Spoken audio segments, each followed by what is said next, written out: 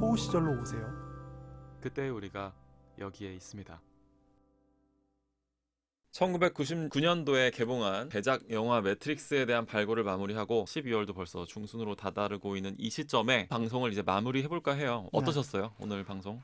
뭐 말씀 많이 드렸지만 어려웠고 아쉽네요. 음, 제가 처음으로 다시 녹음을 하고 싶을 정도의 네. 그런 아쉬움이 남는데, 그렇다고 저희가 다시 한다고 더 잘할 것 같지는 않지만 기회는 있어요. 저희가 네. 4편 녹음했을 때 네네. 약간의 보강을 할 수도 있겠다라는 생각은 드는데요. 4편 개봉했을 때 제가 하고자 하는 말을 안 했다기보단 네. 하고자 하는 말은 차고 넘치게 했는데 그렇죠. 그걸 들으시는 분들의 입장에서 이해를 한 그 말씀을 드렸는지에 대한 약간의 아쉬움이 있어요. 늘 그렇지만 이번 영화는 특히 좀 어려워서 더 그렇습니다. 뭐 워낙에 복잡한기도 하고 많은 것들을 던지고 있는 영화이기 때문에 그리고 제가 너무 좋아하는 영화여서 맞아요. 원래 이게 또 팬심이 넘치면 네. 원래 또 그런 경우들이 많이 있죠. 제가 아닌 다른 분들이 많이 도와주셨으면 좋겠습니다. 그럼에도 불구하고 오늘 저희의 이 매트릭스 영화에 대한 명장면과 네네. 한 줄 평 그리고 또 추천 BGM 음악을 깔아보는 시간까지를 전달하고 나면 좀 더 이 매트릭스에 대한 우리 조 셰프님의 마음이 더 다층적으로 전달될 수 있을 것 같긴 해요. 네. 이 영화에서 물론 명장면을 하나만 꼽기는 정말 힘들겠지만 네. 단 하나의 명장면을 굳이 꼽아본다면 조쿠나 셰프님은 어떤 장면이 생각나셨어요? 제가 참 안 좋은 습관이 있더라고요. 질문을 하면 네. 하나를 선택하라고 하면 제가 꼭 두세 개를 이야기하더라고요. 그러셨어요? 여지껏 이야기들 다 보면 네. 다시 들어보는 부분들 있잖아요. 네. 꼭 제가 그러더라고요. 그러니까 하나만 선택하기 너무 아쉬운 거지. 참 안 좋은 습관이구나. 그게 뭐 꼭 그렇게 막 자기를 이렇게 디스하는 식으로 얘기할 필요가 있나? 네. 그래서 오늘도 두 개를 준비했다. 그렇구나. 네네. 짧게 이야기하면 네. 하나는 스미스 요원이 아니라 그 어떤 다른 요원이랑 네. 트리니티랑 같이 있다가 그 옥상에서의 전투씬, 그 네네. 총알을 피하는 장면 있잖아요. 네. 너무나 유명한. 그 장면은 너무 지극히 개인적이에요. 왜냐하면 네. 조쿠나라는 사람이 그 그 장면을 정말 많이 따라했거든요. 언제요? 그 뭐 대학교 때, 네. 그 막 고등학교 때, 네. 대학교 때 계속 이 영화를 좋아했으니까 네. 저렇게 뒤로 넘어갈 수 있나 싶어서 그러니까 그 허리를 굽히는 걸 따라하셨다고요? 허리를 굽히는 걸 되게 많이 따라했었어요. 물론 실패했지만 어떻게? 막 이렇게 뒤로 넘어가는 거 있잖아요. 뭐 되게 인싸의 삶을 살아오신 것 같은 갑자기 느낌이 드는데 아니 어디서 그런 걸 하셨어요? 그냥 친구들이랑 있다 보면 네. 그 사내 놈들은 원래 그런 네. 유치한 행각들을 많이 하잖아요. 그게 근데 대학생 때 그런 걸 했다고요? 네. 아, 왜냐면 저는 제가 대학교를 다닐 때 네. 2003년에 그 매트릭스 리로디드랑 맞아요. 레볼루션이 다 나왔었고, 개봉을 했으니까. 그래서 99년에 영화를 다시 볼 수밖에 없었고, 네. 그러면서 계속해서 전 그게 흠뻑 빠져 있었거든요. 근데 그걸 이렇게 따라하셨다는 게 너무 장면이 상상됐는데 저도 제가 그럴 사람이 아닌데 얼마나 좋아했으면. 너무 좋아했고, 네. 제가 매트릭스 리로디드가 나왔을 때는 네. 코엑스 메가박스에서 네. 이 영화를 개봉한 날 제가 봤는데 아. 개봉한 날 바로 저녁 때 가서 봤는데 네. 얼마나 인기가 많았어요. 기억하시겠지만. 그래서 자리가 없는 거야. 그래서 맨 앞줄에서 봤어요. 이 대작 영화를. 그래서 정말 고개가 꺾일 듯한 느낌. 목에 땀이 걸릴 것 같은 네, 진짜. 그 기억이 아직도 있어요. 네. 며칠 있다 봤으면 좀 더 재밌게 봤을 텐데 왜 굳이 그날 그렇게. 너무 보고 싶었던 거지. 그러니까 나이키 에어조던 시리즈가 나오면 사람들이 밤을 새고 기다리는 것처럼 그렇죠. 제가 도통 그런 일을 잘 안 하는데 개봉하는 매트릭스에 날. 대해서만큼은 진심이었다라는 생각이 듭니다. 만약에 4편이 좀 별로면 되게 상심하실 수도 있겠는데요. 아니 근데 약간 이제 그거에 비해서는 그때에 비해서 많이 때가 탔고 사람이 네, 그리고 매트릭스 1편의 팬인 거랑 네. 그 감독의 팬인 거랑은 좀 다르니까. 다르죠. 감독은 좀 아무리 봐도 제 스타일은 아닌 것 같아요. 네, 작품들이 좋습니다. 그러면은 첫 번째 명장면은 그 개인적인 그 단상에서 내용이었고. 나온 거였고, 두 번째 명장면은 조금 더 깊이 있는 얘기가 될 모양인데요. 아니 뭐 꼭 그렇지는 않은데 그 오라클과의 대화 네네네. 인 것 같아요. 그러니까 결국은 인간이 어떻게 각성해 가는가. 네, 제가 자주 말씀드렸지만 영웅주의가 아니라 네. 한 인간이 바로 서는 영화라고 저는 이 영화를 보기 그 때문에. 표현 좋다. 그래서 한 인간이 바로 서는 영화. 그 오라클과의 대화를 통해서 네. 네오는 자기 자신에 대해서 계속 생각하고 의심했던 부분에 대한 음. 내가 그게 아닐 수도 있겠구나. 네. 그렇지만 내가 가야 할 길이 어떤 것이구나를 음. 확인해 나가는 과정이거든요. 네. 오라클이 사실 안내해줬다라고 할 수만은 없어요. 음. 왜냐면 오라클은 아닌 것처럼 얘기를 해줬기 때문에 네. 네오가 그 길을 가는 건 사실 순수히 네오의 어떤 주체적인 결단이 있었기 때문이거든요. 요 각성의 포인트가 전 매우 중요하다고 생각해요. 맞아요, 이 영화에서는.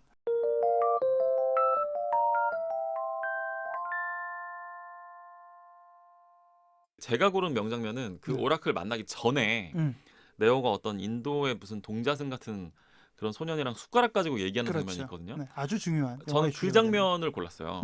이게 숟가락을 휘게 만드는 스킬에 대해서 대화를 나누는 장면이 나오거든요. 네. 근데 이 동자승 소년의 말은 숟가락을 휘게 하려고 애쓰지 말고 진실을 인식하라는 뭐 그런 얘기를 해요. 근데 이 진실이라는 건 뭐냐? 숟가락이라는 건 없다는 진실이라는 거예요. 맞아요. 왜냐하면 여긴 매트릭스 아니니까. 저는 바로 이 장면이 이 1999년도에 나온 이 영화가 우리의 21세기를 예고하고 있었다는 생각이 들더라고요. 네. 이 숟가락을 가지고 뭐 이 숟가락을 어떻게 할까? 이걸 뭐 힘으로 구부리면은 이 숟가락이 휠까 말까 이렇게 고민하는 그 모습에서 초월하라고 말하고 있다는 거죠. 네. 그런 1차원적인 인식론에서 벗어나서 숟가락의 본질에 접근하려고 해봐라라고 촉구하고 있다는 거. 이 매트릭스가 개봉하고 한 2년 뒤에 9.11 테러가 터지고 그 외에도 이제 어떤 막 뭐 시스템 내에서의 투쟁이 아니라 우리가 시스템이 엎어지는 그 시스템 자체가 엎어지는 그쵸. 여러 가지 체험들을 우리가 하게 돼요. 그 뒤로. 전 지금도 그런 것들을 하고 있다고 보고 물론 이제 9.11 테러라는 아주 부정적인 그 사례를 들긴 했지만 뭐 예를 들면 미국에서 2007년도에 나온 그 아이폰 스마트폰이라는 네. 시스템이 지금 우리의 삶을 완전히 재배치해 놓은 것도 음. 저는 일종의 그 본질에 대한 어떤 초월이라고 좀 보는 부분들이 있거든요. 네. 그러니까 어떤 한 편의 영화가 눈에 보이는 것 이상의 차원으로 눈을 돌려보라고 하는 이런 어려운 얘기를 이렇게 세련되게 해냈다는 것만으로도 저는 이 영화는 명작이라고 불릴 자격이 충분하다고 생각해요. 그렇죠. 굉장히 어려운 얘기를 너무나 멋진 효과들과 함께 전달했다는 거. 생각해보니까 이 숟가락 장면이 되게 어려운 얘기를 하고 있는 굉장히 어려운 얘기죠. 장면인데도 네. 이 영화에서 그걸 너무 잘 녹여냈다는 것만으로도 저는 이 명장면으로 이 장면을 꼽을 수 있지 않을까. 숟가락 얘기에 대한 정말 층위, 그러니까 네. 해석도 되게 다양하지만 네. 결론 지금 원우 씨가 얘기해줬던 부분이 저도 역시 동의하는 부분이고 네, 이 장면이 결국 인식론의 한계를 극복하는 거거든요. 맞아요. 우리는 거의 대부분의 음.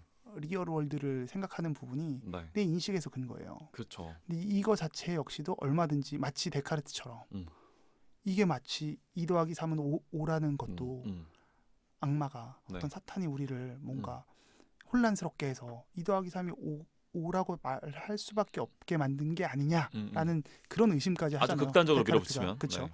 그런 것처럼 우리 안에 있는 한계가 마치 보이는 것을 넘어서 결국은 내 마음속에 어떤 것을 품느냐라는 내용을 던지고 있기 때문에 맞아요. 이 영화의 주제를 사실 거기서 찾는 분들이 굉장히 많죠. 맞아요. 그 동자승과의 이야기. 그리고 저는 그래서 자유의지 부분으로 이걸 귀결시킨 조쿠나 셰프님의 해석이 결국에는 믿음으로 귀결될 수밖에 없다는 이 해석도 전 너무 10분 동의를 하고 결국에는 그 선택으로 가는 길을 열어주고 있는 그런 영화라는 생각도 저도 하게 돼요. 저는 근데 이 영화 보면서 네. 저희가 뭐 그 어바웃 타임 하면서 약간의 한계점을 얘기했던 것처럼 네.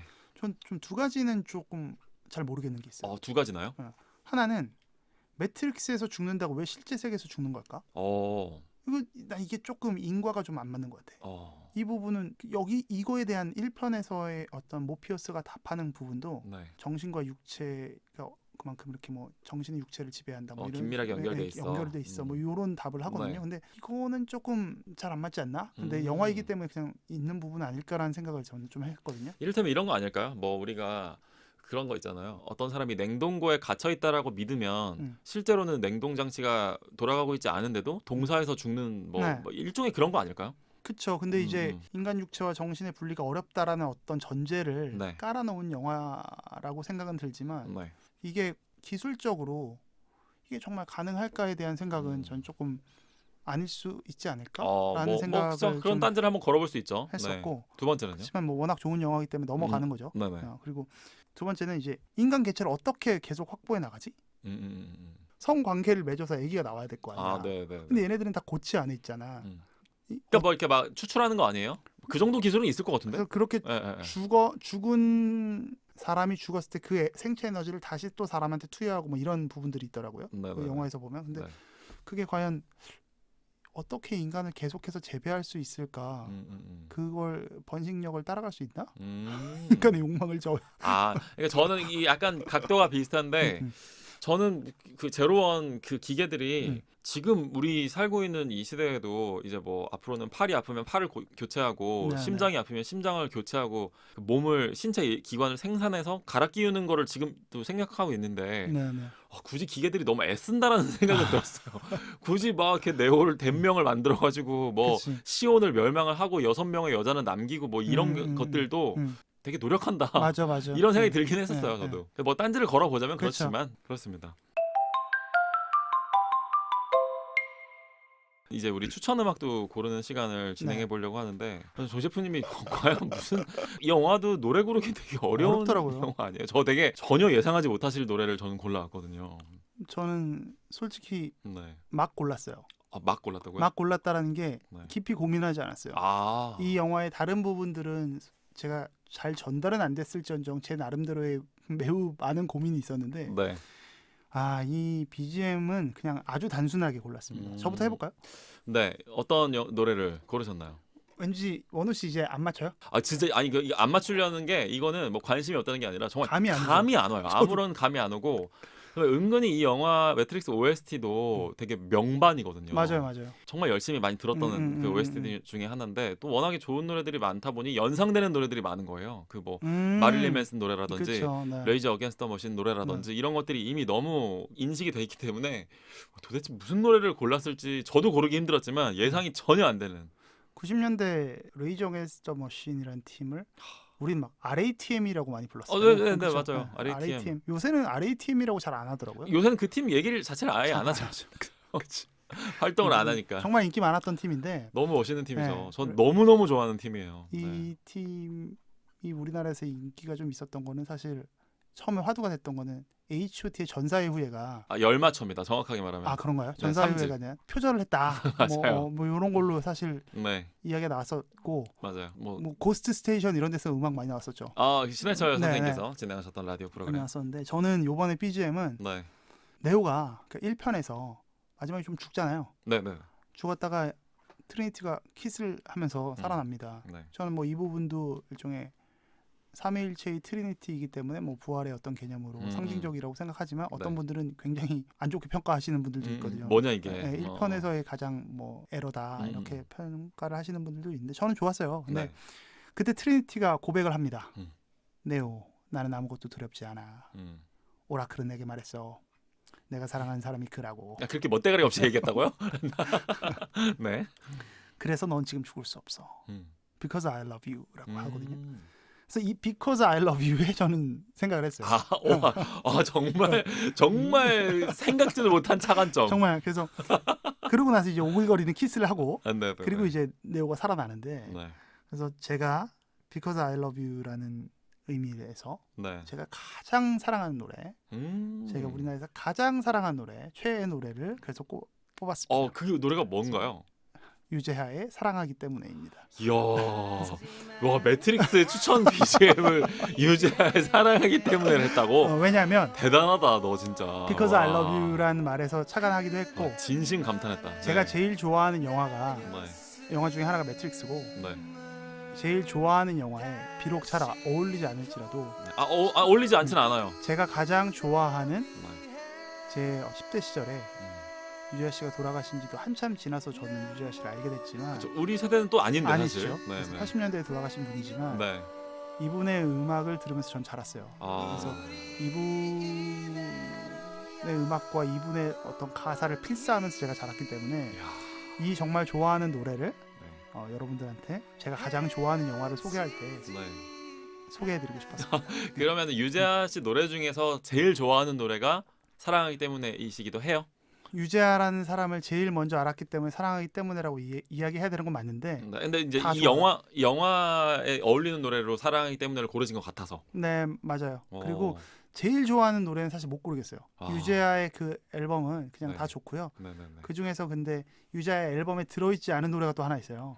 유재하의 곡인데 이제 이문세의 그대와 영원이죠. 맞아요. 저도 그게 너무 좋아요. 그 노래도 너무 좋아요. 그래서 이 모든 곡들을 다 좋아해서 유재하 사실 이 사랑하기 때문에 원래 조용필 씨가 먼저 불렀고 유재하 씨가 곡을 받고 그렇네요. 네. 네. 근데 조용필 씨가 노래를 훨씬 잘하는데도 불구하고 맞아요. 유재하 버전이 훨씬 좋습니다. 그리고 그 뒤에 뭐 김창렬 씨 뭐 너무 많이 리메이크를 했던 것 같지만 김창렬 씨도 리메이크를 네, DJ 덕 앨범에서 네, 좀 근데 좀 별로고요. 네, 좀 왜 했는지 잘 모르겠어요. 네. 너무 경멸하는 표정은 짓지 말아주세요. 팬심이 너무 제가 유재하 씨를 너무 좋아해서 김창렬 씨가 부르지 않았으면 좋겠어요.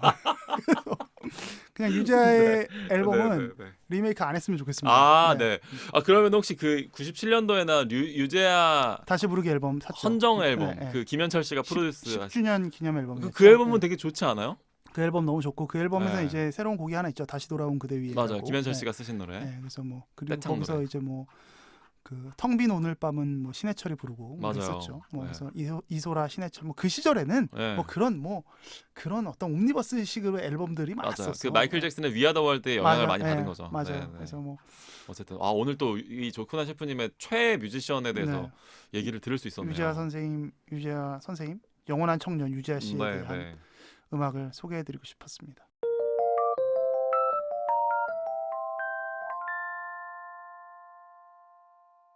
원우 씨는 어떤 음악을? 저도 그러니까 어떤 의미에서는 이것도 정말 의외의 선곡이실 거예요. 저는 걸그룹 노래를 골라왔습니다. 어머. 저는 에스파의 세비지라는 노래를 골랐어요. 신곡입니다. 심지어. 에스파는 SM 엔터테인먼트가 내놓은 4인조 걸그룹인데 저는 굉장히 요새 주시하고 있는 팀이에요. 일단 걸그룹인데 걸그룹은 많이 주시를 하셨던 것 같은데. 근데 저는 원래 근데 실제로 저는 걸그룹 노래도 굉장히 심각하게 듣습니다. 맞아요. 남자 그룹이건 여자 그룹이건 앨범을 전 쭉 듣습니다. 일단 수록곡들도 다 듣고 하는데 에스파의 경우에는 노래들이 전혀 대중적이지가 않고 그래요? 매우 독특해요. 특히나 이 세비지라는 노래는 이 K-팝 역사상 걸그룹이 이렇게 난해한 노래를 타이틀곡으로 선정한 사례가 있었나 싶을 정도예요. 되게 어떤 의미에서는 이거를 갱스터 힙합으로 봐야 될 것 같기도 하고 또 되게 물론 이제 악기 구성은 대단히 금속성이 강한 전자음악이긴 합니다만 그러면서 또 이 에스파라는 팀 역시 이 가상의 캐릭터들과 자신들의 연결 혹은 단절에 대해서 끊임없이 노래하는 팀이에요. 되게 메타버스랑 좀 상관이 많은 팀이기도 하고 그런 의미에서 이 매트릭스의 세계관과도 좀 연결되는 지점이 있지 않나 싶어요. 이 세비지라는 노래는 가사도 엄청 난해합니다. 나를 무너뜨리고 싶은 네 환각들이 점점 너를 구축할 이유가 돼. 너의 말이 보여. 네 약점, 알고리즘. 이거 마치 무슨 매트릭스에서 이 코드를 꿰뚫어보는 네오의 대사 같다는 느낌이 들기도 하죠. 이 매트릭스 안과 바깥의 자아가 서로 교류를 하면서 대화를 나누는 것처럼 진짜 요즘 세대의 가사다. 네, 보인다는 점에서 물론 이 에스파의 가사는 요즘 세대들도 되게 난해하다고 난리이긴 하지만 어떤 의미에서는 이렇게 좀 생뚱맞은 얘기를 하고 있는 것도 이 틀을 깨는 그 네오의 느낌 같은 거랑 겹쳐 있는 것이기도 한 거죠. 그런 의미에서 이 노래를 저도 유지아 되게 좋아하는데요. 오늘 되게 상반된 음악이 같이 나오겠다. 에스파의 세비지라는 노래를 골라봤습니다.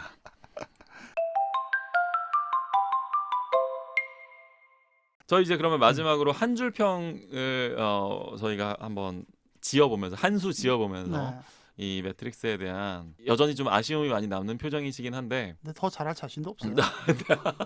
이 조쿠나 셰프님과 저의 한 줄 평을 한번 마무리해볼까 하는데 저부터 말씀드려도 될까요?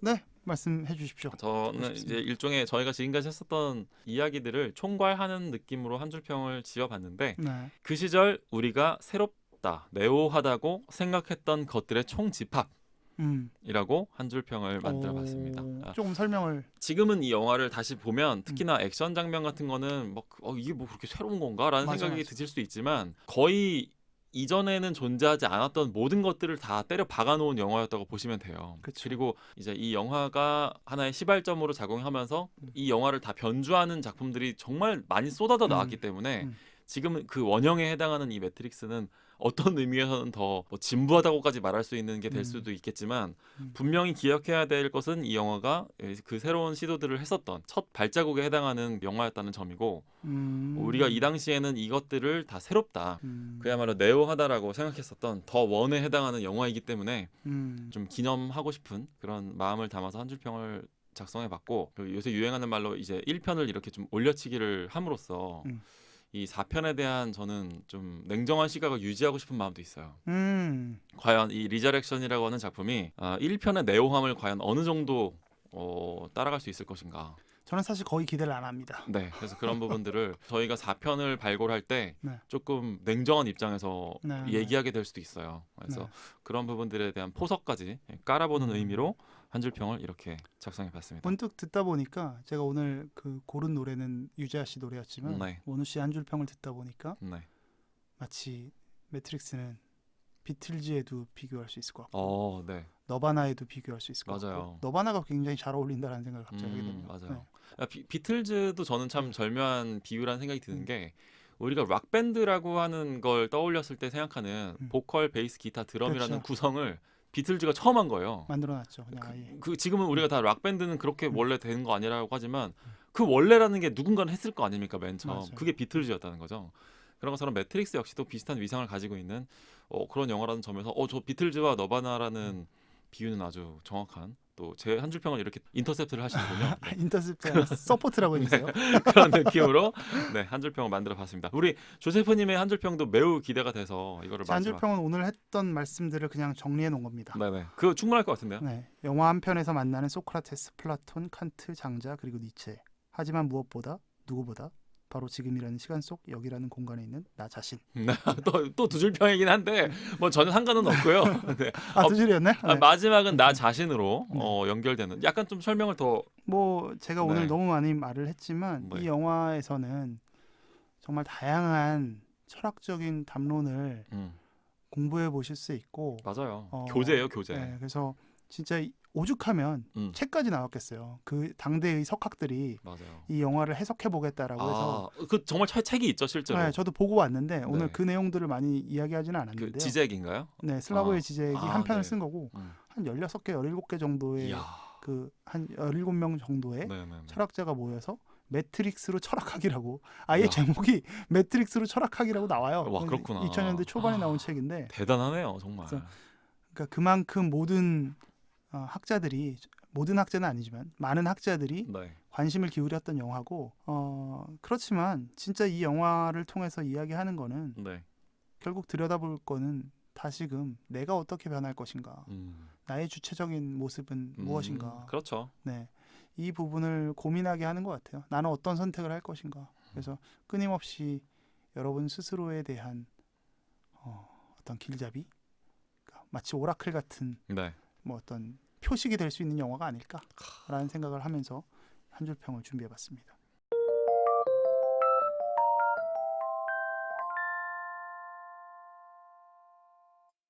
정말 저희 나름대로도 도전에 해당하는 이 작품 매트릭스의 발굴을 마무리하는 시점인데 저희 다음 영화는 어떤 걸로 발굴해볼까요? 다음 영화 일단 뭐 아직 정해지지는 않았어요. 사실. 이제 2022년도가 지금 이제 시야에 보이기 시작하거든요. 저희가 일단 뭐 예상컨대는 지금 계획은 이게 개봉을 제대로 하면 매트릭스에 대해서 예전에 우리 조제 호랑이 그리고 물고기들 하고 나서 한국판 조제를 좀 떠들었던 것처럼 그렇죠. 매트릭스 리저렉션에 대해서도 한번 뭐 짤막하게나마 저희의 감상을 이야기할 것 같고요.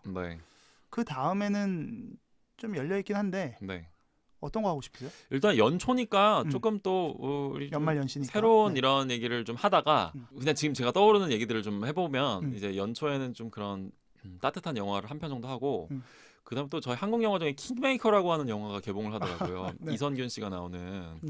근데 저는 이선균 씨가 시나리오를 고르는 그거에 대해서 되게 신뢰를 가지고 있거든요. 저는 이선균 씨가 되게 잘 고르는 배우라고 생각을 해요. 그래서 아마 각본이 상당히 탄탄하지 않을까라는 기대를 하게 되는 킹메이커라고 하는 영화가 그런 영화도 우리가 개봉작이지만 한번 다뤄보면 어떨까 생각해본 적은 있어요. 재밌는 것 같고 다음 영화는 사실 생각했던 건 몇 편이 있어요. 여러분들한테 좀 말씀을 이미 드리면 뭐 미리 드려본 뭐 데블스 애드버킷 또 생각했고 역시 그 키아누 리브스가 나왔었던 아주 문제적인 작품이고 이것도 역시 인간 존재에 대한 고민을 하게 하죠. 맞습니다. 그리고 뭐 양들의 침묵 양들의 침묵 아주 논란이 있는 조디 작품이지만 그 앤서니 홉킨스와 조디 포스터의 희대의 역작이라고 하는데 90년대에 있었던 정말 가장 무서운 영화로 꼽히기도 하죠. 정말 지금도 생각하면 막 뭔가 오들오들 양들의 침묵 근데 이런 영화들이 저희가 너무 좀 무서운 영화들 혹은 조금 우울한 영화들, 네. 매트릭스도 어떻게 보면 약간의 디스토피아적인 부분이 그렇죠. 많아서 맞아요. 그래서 조금은 희망적인 영화를 다뤄볼까도 생각해요. 만약에 지금 최근에 이제 디즈니 플러스가 11월 네. 12일부터 그 맞아요. 서비스를 개시를 했는데 혹시 구독하셨나요? 아니요, 아직 시작 안 했어요. 그러면은 뭐 만약에 디즈니에 대한 지금 관심도 많이 갖고들 계실 것 같으니까 뭐 디즈니 작품들 중에 하나를 뭐 골라, 뭐 토이스토리 같은 거라든지 그런 거나 아니면 사실 또 생각했던 거는 원우 씨랑 얘기했던 거 쇼생크 탈출. 디즈니는 아니지만 쇼생크 탈출 그런 작품도 괜찮은 것 쇼생크 같은데요. 탈출 같은 경우도 워낙 명작이고 저는 아직도 우리 어렸을 때 그 신문을 보면 일간지에 그 비디오 대여순위 그게 막 있었던 거 기억나요? 맞아요. 그런 게 있었어요. 거기서 정말 오랫동안 쇼생크 탈출이 1위를 했던 기억이 전 남거든요. 그랬었구나. 저는 그 영화를 TV로 처음 봤는데 도대체 얼마나 재밌으면 이걸 몇 주 동안 계속 1위일까? 이런 오징어 게임보다 더 길게, 훨씬 길게. 그렇죠. 그때는 모든 것들이 너무 느리고 길었잖아요. 비디오 차트에서 1등을 하고 있었던 걸 제가 기억을 합니다. 그래서 다시 돌이켜봐도 정말 어렸을 때만 좋았던 작품이 아니라 정말 생각할 게 많은 그리고 매우 따뜻하고 좋은 영화다라는 생각을 해서 쇼생크 탈출도 괜찮을 것 같다. 연말연시에. 그럼 저희가 이렇게 많은 작품들을 던져드려 봤는데 이 네이버 카페를 통해서 좀 의견을 표출하는 그런 장을 그런 것도 괜찮네요. 마련해 보는 것도 영화는 저희가 정할게요. 근데 정하는 건 저희가 정할 건데 이제 의견은 주실 수 있잖아요. 그죠? 그래서 참고하겠습니다. 그 정도? 그럼 저희가 다음 영화는 100% 확정짓지는 않는 걸로 열린 결말로 마치 매트릭스처럼 이렇게 마무리를 하는 걸로 하겠습니다. 저희 호우 시절 매트릭스의 발굴은 여기까지였습니다. 오늘은 힘들었지만 내일은 괜찮을 거예요.